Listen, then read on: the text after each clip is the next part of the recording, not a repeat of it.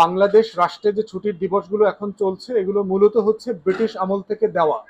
এই জন্য দেখবেন যে সকল ধর্মের বিভিন্ন ধরনের ছুটির দিন আছে, কিন্তু আমরা দেশের বাইরে দেখেছি যে খ্রিস্টানদের ছাড়া অন্য কোনো ধর্মের কোনো ছুটির দিন কিন্তু নাই। ইংল্যান্ডে আমরা লম্বা সময় ছিলাম, মুসলমানদের ঈদ কোরবানিতে কোনো ছুটি নাই। তো তাহলে যারা নিজেদেরকে অনেক উদার মনা বলেন, উদার দৃষ্টি দিয়ে দেখতে বলেন, তাদের তো এটা ভিত্তি না, তারাও তো এই অপশনটা প্র্যাকটিস করছেন না। দিবসকে জাতীয়ভাবে পালন করবে, এটা মোটা দাগে কিছু নীতিমালা তৈরি করতে হবে। ব্রিটিশ কলোনিয়াল আমল থেকে যেগুলো চলছে এটা পরিবর্তন করতে হবে। যেমন ধরেন একটা ছুটির দিন আছে বাংলাদেশে, সবে মেয়েরাজের একটা ছুটির দিন আছে, সবে বরাতের একটা ছুটির দিন আছে। এটার সাথে রাষ্ট্রের কি সম্পর্ক? এটা তো একটা এবাদতের ব্যাপার। এটা মুসলমানরা তো সবে বরাতে রোজাটা কেন রাখে? সে এবাদত মনে করে।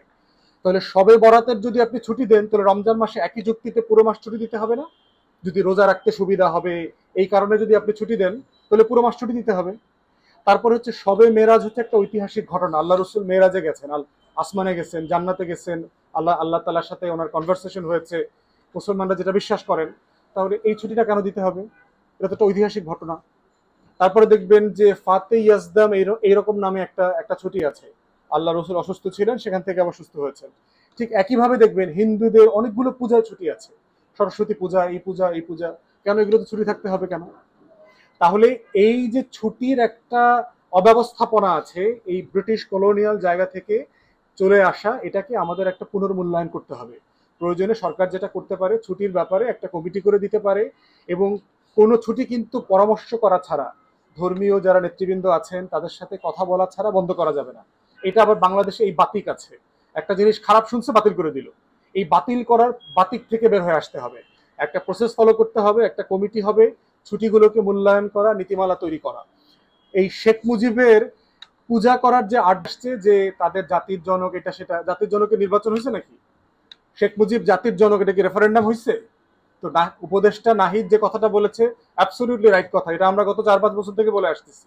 একজন ব্যক্তি কখনো দেশের স্রষ্টা হইতে পারে না। এটা বাচ্চা জন্ম দেওয়ার মতো বিষয় না।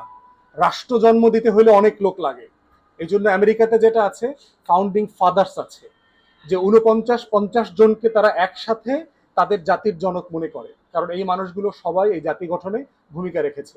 আমরাও মনে করি যে বাংলাদেশ জাতিসত্তার ইতিহাসে শেরে বাংলা, সোহরাওয়ার্দী, তারপরে মাওলানা ভাসানী, শেখ মুজিবুর রহমান, জিয়াউর রহমান, যোগেন মন্ডল থেকে শুরু করে অনেক মানুষের অনেক ভূমিকা আছে, আবুল হাশেম, তারপরে মাওলানা আব্দুর রশিদ তর্কবাগিস, আল্লামা শামসুল আলম সাহেব, এই সবগুলো মানুষের অবদান স্বীকার করতে হবে। এই প্রত্যেকটা মানুষকে আমরা সবার সাথে পরামর্শ করে একটা জাতিসত্তার স্বীকৃতি হিসাবে এই নাম্বারগুলো দিতে হবে। একক কোনো ব্যক্তির নেতৃত্বে পৃথিবীতে কোনো দেশ স্বাধীন হয় না, হইতে পারে না। অতএব এটা এটা জিন্না করছে, জিন্না একা নেগোসিয়েট করছে ব্রিটিশদের সাথে, ইন্ডিয়ানদের সাথে, ন্যাশনাল কংগ্রেসের সাথে। শেখ মুজিব জিন্নার ধারে কাছেও ছিল না।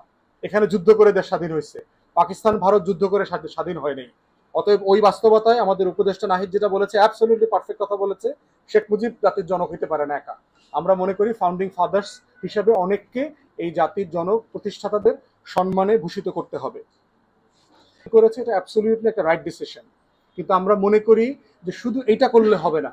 সরকারকে অনুরোধ করছি, আহ্বান করছি, আপনারা সব ছুটিটাকে একটা রিভাইজ করেন, যে আমাদের এত রাষ্ট্রীয় ছুটি দরকার আছে কিনা।